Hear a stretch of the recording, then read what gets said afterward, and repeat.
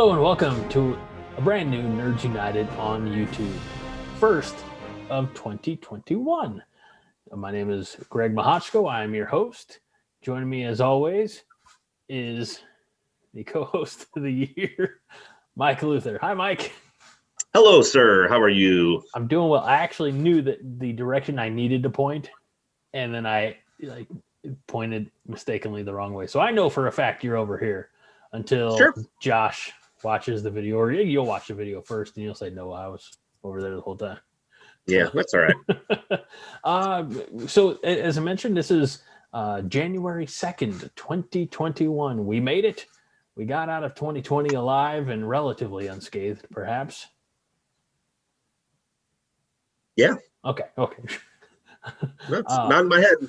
How was your Christmas and New Year's? Christmas was pretty good. Went to my brother's house. He had a couple people over there, not a lot. Ate some food there. Good. I'm trying to think of what we had, and I can't remember now. Italian beef, I know we had there. Some of lots of chocolate and candy and stuff. In fact, we took a cake home. Traditional Christmas cake that I guess everybody has. Wait, what's Christmas cake? I don't know. I'm just joking. But we did take a cake home. It was a chocolate cake, icing, and it said Merry Christmas on it. So, nice. We took that home. New Year's Eve, I didn't do too much, surprisingly. It was went to a friend's house, hung out there for a bit. And, that was it. Nothing too exciting. So, what would you do? I can guess what you did for New Year's Eve. You can guess. Yes, you were not awake at midnight. False. Oh. Now, here's the thing. I don't remember what I was doing. And that's not to say that I was out like having a wild, crazy party or drinking beers or anything like that. I think I was just watching TV on the couch. Oh, so did you know it was midnight? I did. Okay. I just wasn't going to be one of those people that jumped on at 12:01 to wish everybody Happy New Year. Yeah. I just kind of I coasted into 2021, and by 12:30 I was asleep. Okay. Probably. Well, hey, that's It's been weird. My sleep schedule is crazy because really for the last 2 weeks I've worked to combine 4.5 days. So that'd be about right. Since the Monday before Christmas, I worked Monday, Tuesday, and maybe I took a phone call or two on Wednesday, and then was off the rest of Wednesday. It was my son's birthday, so we had the party. I also got a filling done Wednesday morning before Christmas. Christmas Eve was off, Christmas Day, Saturday, Sunday, and then I went into the office Monday and Tuesday this past week, and then again fielded some phone calls on Wednesday. And was off Thursday, Friday, Saturday, Sunday. So, right. Yeah, I've been. No, good. I would say I don't know what this new week's going to bring. When I'm going to have to try again. Yeah, I would say this week, starting Monday, I've actually been off because I had personal time I needed to use before my anniversary was up, which is January 8th. I had 40 hours I needed to use, so I used Monday, Tuesday, Wednesday, Thursday. I used personal days. And then Friday was January 1st. Yes. Yeah. Yesterday, January 1st. And we're off New Year's Day.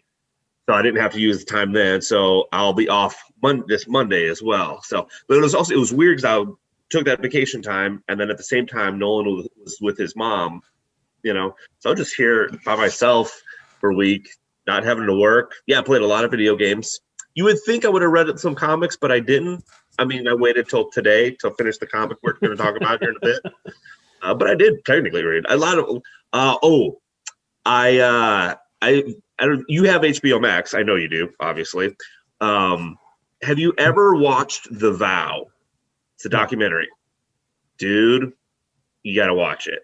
I heard that there was another. That was more of a series, whereas there was another. I remember Kevin and Mark talking about this on Fat Man Beyond, and it was something about Nexium, but I don't know where to find it, if it was Stars or some other place. But it's about the sex cult, right, with Allison Mack. Yeah.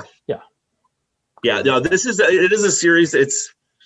I want to say 9 parts, maybe 8. I'm not sure. I'm on episode 6 right now, but it gets you hooked in, and because it kind of shows you like how people could fall for this stuff. Because and this isn't a spoiler if you know anything about NXIVM, like these girls get branded, and you got to think to yourself, like, why would you let somebody do that? And it kind of shows you like how manipulative he is, but you just got to watch it. So. I think their chief critique, if they had one to offer on The Vow, was that it was, however many episodes, but they really pulled the taffy a little long, and they could have condensed it quite a bit. Yeah, I could say that. Yeah, and I haven't finished it yet, but I could say easily you could make it 6 episodes or 5 even episodes, like really strong episodes. But still, it's good. We've got some things that we watched that we're going to talk about on the podcast, which we'll be recording here soon. And since the podcast always comes out before the YouTube video, just on ease of production, you can hear the podcast before you watch the YouTube. But if you haven't listened to the podcast yet, make sure that you go to jerrymonkey.com and check out the newest episode of Nerds United or on all of your favorite podcast platforms. But Mike, you mentioned some reading that you did today, and why don't you whip it out? That is that J Michael Straczynski book that you talked about last time around. Yes, indeed. Right here, Midnight Nation. I'm glad you mentioned J Michael Straczynski, because I didn't know anything about him, and after I read it, I always like to do a little bit of research on the book. Maybe there was parts that I didn't understand stuff, so I looked up J Michael Straczynski, and I have some stuff written about him. Screenwriter, producer, director, obviously comic book writer. He was the creator of Babylon 5, which I never watched, but I know was pretty popular. He wrote the film Changeling, which I don't know if you remember, Angelina Jolie. It's like a horror drama, I believe. I never saw it, but I know what it is about. And the key writer, he was like a story writer for the first Thor film.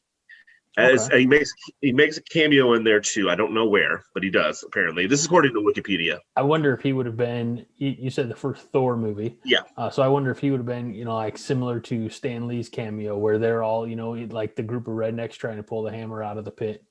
Very well could be. Yeah. No idea. Yeah. He also wrote for World War Z. And some of the comic books, these are the comic book characters that he's written for: Spider-Man, Thor, Fantastic Four, before Watchmen, Wonder Woman, Superman. He's done a ton of them. But so, yeah, I found that very interesting before we get into the premise of the book, because I kind of figured I'm still kind of a novice at comic book reading. Like, I know how to read, obviously, and I know how to look at pictures, but I'm learning more and more. So I want to learn more about the different writers and different, artists and everything like that. So J Michael Straczynski, he seems to be doing fairly well for himself. And it's one of those too, is if you like, this story and what we could talk about Midnight Nation specifically, or anything that I'm kind of, funneling your direction, like, oh man, what else has, that guy written?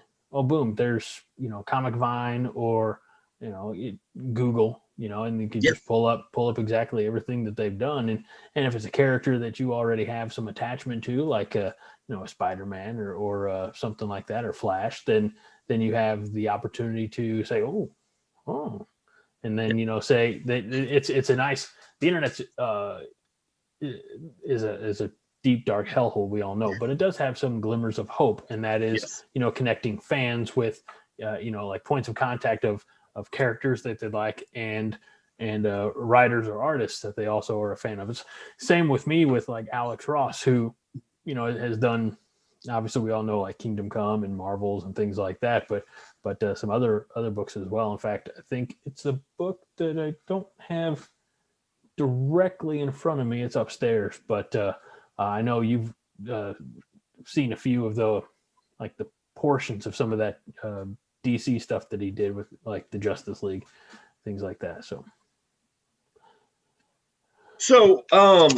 with this, I'll try to find out when it came out. I think in 2006 or something like that. I don't know why I think of that. But anyway, the story, just the basic premise. I'm gonna try not to spoil anything because obviously, I read it. I want everybody else to go to Twilight Comics, Swansea, Illinois. Actually, Greg, yes. came out in 2000. Ooh, 2000. Right when we graduated, when we were young. Well, we were just pups who didn't know what a comic book was. That's right. Yeah, that's very true. In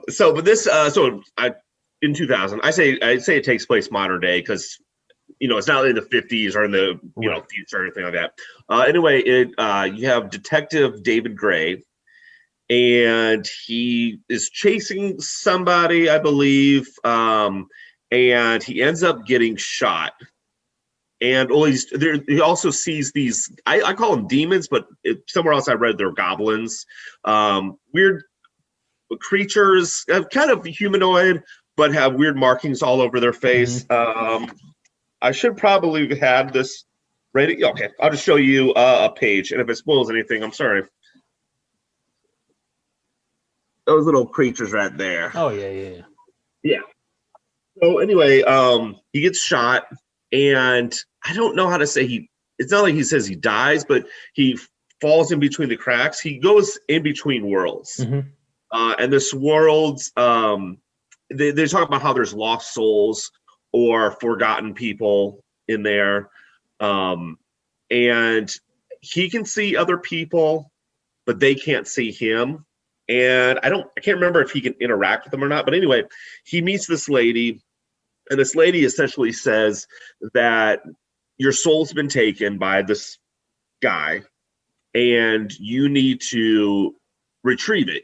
They actually walk from, I believe, Los Angeles to New York. So they're walking across country. So this takes a while. I think a couple months. Long trip. Yeah, they have to walk. And then she says, if you basically try to ask for your soul back. He might give it back to you, but if he doesn't, or if we don't get there in time, I think they have a year. If they don't get there in time, you're going to turn into they call them walkers, not from Walker, Texas Ranger, or Walking Dead. I'm just thinking like Chuck Norris with like green face paint and a little bit of black stripes. That might have been making it slightly better. It's still a good read though. Yeah. So this is all about his journey, him and this lady, their journey there, and they meet a lot of stuff along the way. And along the way, he kind of starts to change, into this goblin a little bit, and he has to basically fight for his humanity. One thing I found odd after I read it is I, of course, went on Wikipedia because that's where you find all your useful information. And it said it was a spiritual comic book or a religious comic book or something like that. I'm like, as I'm reading it, I never thought of that at all. It does obviously mention the soul and, different worlds and death and stuff like that, but it's not like a preaching type of a comic book, But yeah, I had notes here, and I probably threw them away because they were on a scratch piece of paper as far as like ratings and stuff like that. I remember one thing I said is, would I want to read more about this character? And I'm not going to spoil the end, but yeah, I would, if there was a Midnight Nation 2, which there's not, I would be like, okay, I'm curious about what happens afterwards. Not necessarily with the character, but I'm just curious what happens, after this comic book ends. There is a little, like a half thing that I didn't read yet. Just a couple pages, like 7 pages. I didn't read it, but I will. Good book though. I enjoyed it. I always kind of like reading I love Marvel. DC's good, but every once in a while I like, reading something else, So, and I did read, I looked up somewhere, and then it was like in July 2016, there apparently was in development, and that could mean that it was got written, they thought about it, whatever. They were going to do a TV deal for Midnight Nation, which I would definitely watch if they did it right, a TV show, maybe an 8-episode one or something like that about Midnight Nation. So. Yeah, so you're right. In July of 16, Bleeding Cool reported that Straczynski was producing a TV series, and Galen Hurd was writing the pilot script. And I believe, a lot of people might know that name, Galen Hurd, because I feel like she did an awful lot here in the last 10 or so years with Walking Dead. Now, that being said, she also has done work in the past that is a producer. When did like Terminator, Aliens, The Abyss.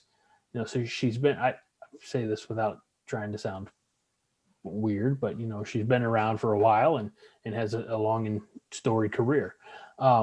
Back to the story itself, quickly, Mike. I want to ask you, if I remember, it's been a little while since I read the book, but our main character, David Gray, does he not early on in the story meet a character by the name of Lazarus? Yes. And yes, he does. What is do you recall, having read it more recently than I, the importance of this particular character named Lazarus? I just remember him looking odd. Well, because he had these weird glasses or whatever. I'm trying to think, because he does play an integral part near the end. And when they're on, the only thing I remember is when they were on the journey, him and this lady who I can't remember her name. I believe that's when they meet Lazarus. I'm not sure, but he was talking about how he's waiting for death and he's been on this journey and he just doesn't know when it's going to end. So what I remember from the book was that, he says, I think maybe he even went by Laz or something, early on. And then, they find out that his actual name is Lazarus. And he's like, he makes some allusion to the fact that he's, quite old. And then he comes out, he's like, well, I'm, that biblical Lazarus, that's me, and maybe this is part of the, I don't know, spiritual or however you want to phrase it. Sorry, I'm scratching my eye. But, he's like, yeah, when I got resurrected, I guess there's no putting me back in the box, so here I am waiting, he's like, and I've been waiting, maybe I can't remember, that's probably was part of his journey, towards the end of the book, which I don't recall the ending exactly. It's probably not good on my part. I don't remember the end of the book, but yeah, so, interesting little twist on that, biblical story. So. Yeah, well, and they do have, I don't think this spoils anything, they do have a couple people in there that they tell their stories of how they got to where they are in the place in between. And one I remember, it was because like I said, they're all people that are forgotten about. There's one lady, she basically was helping out her sick mother, and that's all she focused on. She didn't focus on, a relationship with anybody else, work, anything. It was like she just focused on her mom. Her mom ended up dying, and then I guess she died afterwards, or she, they never say the people really die.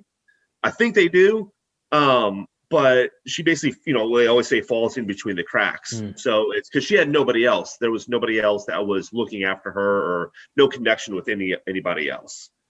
And they also, like, all the stuff that they can use in this in-between world is stuff that's forgotten. So if it's like the payphone that nobody uses, they can use that, but they can't interact with anything else. Anything that's, I remember that aspect of the story. It's very, very like specific set of tools that you can access, because it's got to be something that, got left behind on the sidewalk or something, Yeah. So, so you would read more about this character in this world, and if there was a show, I'd watch it. Okay, there you go, Mike. What are you reading next? Good. I'm glad you asked, because I actually know. Hey. I picked this randomly because, once again, I'm working out at home using my backpack full of graphic novels as my weights, and I opened it up, didn't look, reached in, pulled one out. I think it's an interesting story. It's going to be Batman Hush. Oh my. A lot of people don't know this. Oh my. Original title was Batman Shut Your Mouth. So they changed it. I don't know if it's for the better, but no, I have not read Batman Hush yet. I know it's very popular. I'm looking forward to reading. I skimmed through it and I said, oh, there's good pictures. I can do this. You know why there are good pictures, Mike? Because it's by a Jim good artist. Lee. Yes. Legendary Jim Lee, Mike. Yes. And I know there's a Batman Hush movie, isn't there? Oh, like animated? Yeah, animated, yeah. Possibly. If so, I'd have to search it out on the Max, and I'm not there yet. So yeah, it's probably on HBO Max. But yeah, so yeah. All right. Well, Mike, I'm also doing a wee bit of reading. You see, my last trip I think so. Yeah, probably my last trip to Twilight Comics was just before Christmas. In fact, I think it was the 23rd. Went and got the filling, and then I went to Twilight Comics because they finally got some supplies in. I needed to grab a box and a lid for all the comics that I still have that are away, but just aren't in a box. And that's not even taking into account the ones that are your house that will need a box eventually. So I stopped in there, and then I went and picked up my son's birthday cake. That was awesome. But the book that I got, that I'm surprised I didn't have it before,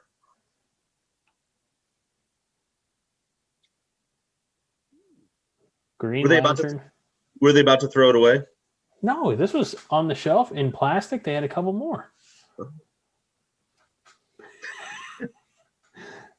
So Gabriel Hardman, and I'm probably going to mispronounce this one. I apologize. Corinna Bechko. I did sit down and read a few pages early on, and and I was supposed to be doing something else, so I didn't get quite as much accomplished. But it's definitely a departure from the traditional like Hal Jordan Secret Origin, like Jeff Johns put out Secret Origin 15 or however many years ago. But this is definitely a departure from that.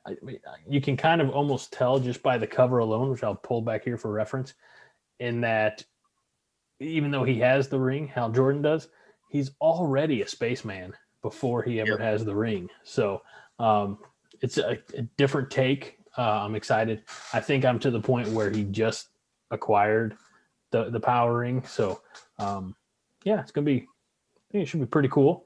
Looking forward to diving in a little bit more as time allows. So maybe time will allow as early as tomorrow, Mike. I don't know. Maybe next week you can review it. Who knows? Maybe. Maybe I should make that a goal or something. I don't know. Yeah, and we'll have 2 comic books. I'm hoping I finish this by next week, honestly. I mean, Hush is so good that you could probably read it all tomorrow. All right, well, I might do that. It kind of draws you in a little bit. There's a little surprise, a little something you won't see coming. Not going to tell you what it is. Oh, that's good. It'd be funny if you're like, you won't see it coming. Here's what it is. Just in case you miss it, I want to be looking out for it. So anyway, make sure, folks, that you're sticking around. Come back next week. Make sure you hit that subscribe button with the little notification bell so that you know right when Nerds United on YouTube uploads a new video. And next week, we'll hopefully be talking about Hush and Green Lantern Earth 1 Volume 1. Yes. So that'll do it for this episode of Nerds United on YouTube. My name is Greg Mahochko. That's the co-host of the year, Mike Luther. We'll see you next time, so be kind. And rewind.